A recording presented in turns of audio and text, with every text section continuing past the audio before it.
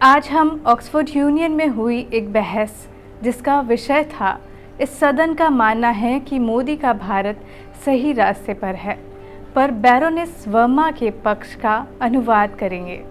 Baroness Verma 2006 से house of Lords की conservative सदस्य हैं। उन्होंने 2015-16 तक अंतर्राष्ट्रीय विकास विभाग में पार्लियामेंट्री अंडर सेक्रेटरी के रूप में कार्य किया है। वह पहले सरकारी सचेतक भी थी और उन्होंने विभिन्न प्रवक्ता भूमिकाएं निभाई है।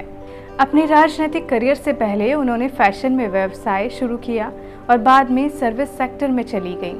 वर्मा का जन्म भारत में हुआ था, लेकिन वे कम उम्र में ही यूके चली गई थी। तो चलिए वर्ड टू वर्ड देखते हैं कि बैरोनेस वर्मा ने क्या पक्ष रखा और उसे समझने की कोशिश करते हैं। धन्यवाद श्रीमान राष्ट्रपति जी, देवियों और सज्जनों। मैं एक ब्रिटिश भारतीय होने के नाते अपनी बात कहने जा रही हूँ। मैं उस राजनीति में नहीं पढ़ने जा रही जिसे मैंने एक व्यक्ति के कारण किसी देश का उपवास करते हुए सुना है, क्योंकि मेरे लिए पिछले 9 वर्षों में भारत के विकास ने भारतीयों को अविश्वसनीय रूप से आत्मविश्वासी और गौरवान्वित किया है। और मैं यह यहाँ खड़े होकर कह रही हूँ, जो 1976 में जब 16 इयर्स की थी तब पहली बार भारत गई थी। आप मेरी उम्र का अंदाज़ा इसी से लगा सकते हैं। और फिर दूसरी बार 77 में और उसके बाद 2020 में जब महामारी आई। और 1 वर्ष तक मैं भारत नहीं गई, लेकिन मैं अप्रैल में वहाँ थी। मैं भारत के साथ व्यापार और निवेश के लिए अखिल संसदीय समूह की अध्यक्षता कर रही थी। और मैं आपको बता सकती हूँ कि जितने वर्षों से मैं जा रही हूँ, सिर्फ एक राजनीतिज्ञ के रूप में नहीं, बल्कि एक व्यवसायी महिला के रूप में, भारत में डेलीगेशंस ले जाने वाली एक महिला के रूप में मैंने ट्रांसफॉर्मेशनल चेंजेस देखे हैं। खास तौर पर पिछले 9 सालों में मैं भारतीय राजनीति में दखल देना नहीं चाहती, यह भारत के लोगों को तय करना है। लेकिन मैं यह ज़रूर कहूँगी कि अगर कोई बाहर से देखे तो हाल के सालों में मैंने जो प्रगति देखी है, उसने हम में से कई लोगों को अविश्वसनीय रूप से प्रोत्साहित किया है। उन्हें पूरा भरोसा है कि अब हम दुनिया भर में घूम सकते हैं, क्योंकि दुनिया अब हमें जानना चाहती है। अब देवियों और सज्जनों, हमें इस बारे में बात करनी चाहिए। हमने एक इंसान का मजाक उड़ाया और उस पर चर्चा की, और आपने सही कहा कि चुनाव यह तय करने के लिए होते हैं कि कौन आएगा और कौन जाएगा, और सभी देशों की अपनी चुनौतियां होती है। लेकिन मैंने जो इंफ्रास्ट्रक्चर देखा है, जो सड़कें मैंने बनते देखी हैं, जो फ्लाईओवर मैंने देखे हैं, और सबसे महत्वपूर्ण बात मेरे लिए, महिलाओं और लड़कियों के अधिकारों के लिए कौन खड़ा होता है।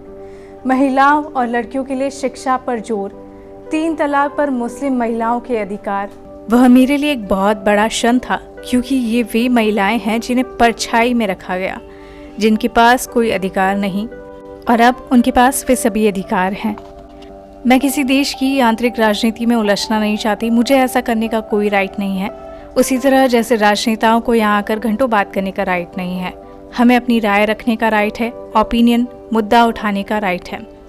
जब हम राजनीतिक स्तर पर किसी बात से सहमत नहीं होते, तब हम अपनी बात रखते हैं। मैं एक फॉरेन मिनिस्टर रही हूँ, मुझे हर समय यह करना होता था, केवल भारत के साथ ही नहीं बल्कि कई देशों के साथ। लेकिन मुद्दा यह है कि एक बढ़ते लोकतंत्र में, ग्रोइंग डेमोक्रेसी में, और मुझे बहुत से लोगों को याद दिलाना है कि भारत अपने नए रूप में केवल 75 साल पुराना है, और इन 75 साल में हमें ईर्ष्यालु प्रतिस्पर्धा होनी चाहिए, खासकर हमें जो हमेशा से लोकतंत्र का हिस्सा रहे हैं, क्योंकि हम विकास की उस कहानी को मैनेज नहीं कर पा रहे जिसे भारत ने साकार किया है। हमें ईर्ष्या होनी चाहिए कि उनकी जीडीपी हमसे कहीं अधिक है, और यही कारण है कि पूरी दुनिया भारत के साथ पार्टनरशिप करना चाहती है। और यह महत्वपूर्ण है कि हम वास्तव में अपने पार्टनर से बात करें, क्योंकि तब हम सफलता की उस कहानी में शामिल हो रहे हैं। हमारा एक इतिहास रहा है, और मेरे लिए यह बहुत दर्दनाक इतिहास है, क्योंकि मेरे पूर्वज उस आंदोलन का हिस्सा थे जो ब्रिटिश राज से आज़ादी चाहता था। लेकिन मुझे सबसे पुराने लोकतंत्र में सांसद के रूप में सेवा करने का सौभाग्य मिला है, साथ ही सबसे बड़े लोकतंत्र के साथ भागीदारी करने का भी।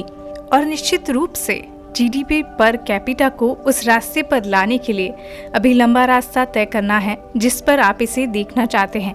लेकिन 75 साल और आप इतना कुछ करने में कामयाब रहे हैं।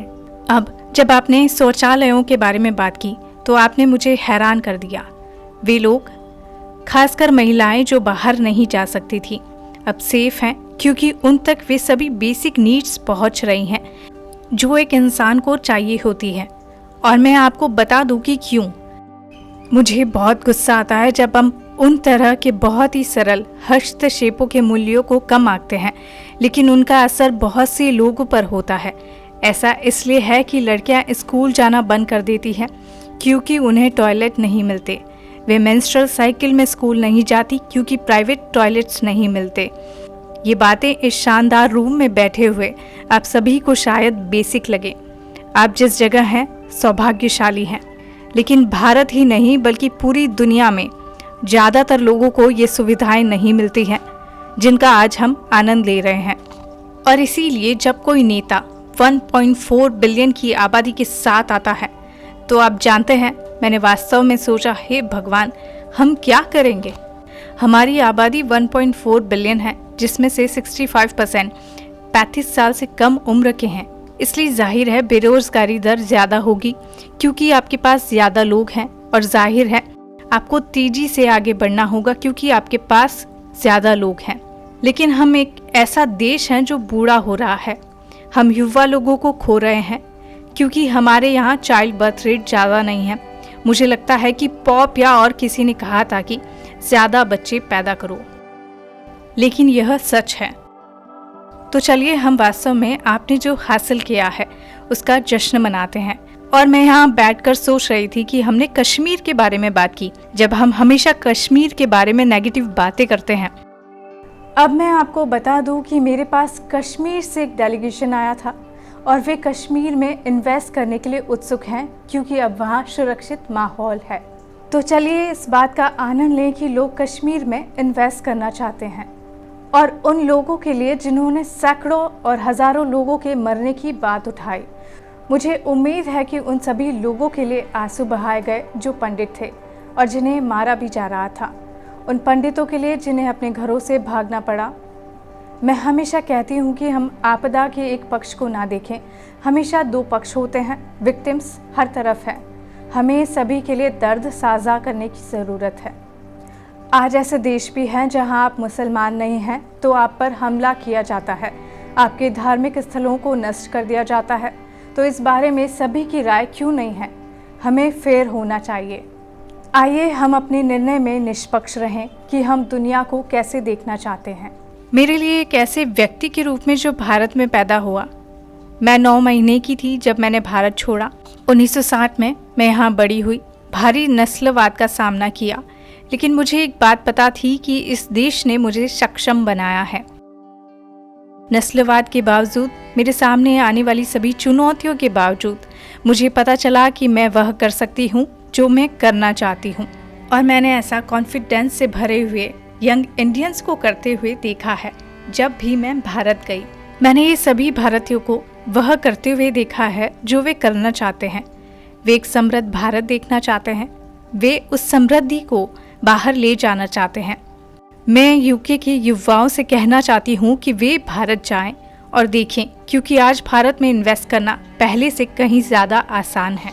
द सिस्टम, और मैं राज्यों की राजनीति के बारे में नहीं जानती, लेकिन मैं जानती हूँ कि अलग अलग राज्यों में अलग अलग सरकारें हैं और सभी गवर्नमेंट्स इन्वेस्टमेंट को आसान बनाने के लिए वाकई बहुत मेहनत कर रही हैं। तो यह प्रस्ताव कि यह सदन मानता है कि मोदी का भारत सही रास्ते पर है।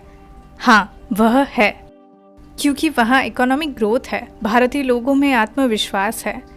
वे यह नहीं मानते कि अब उन्हें किसी और के डेमोक्रेटिक वे को सुनने के लिए बाध्य होना पड़ेगा।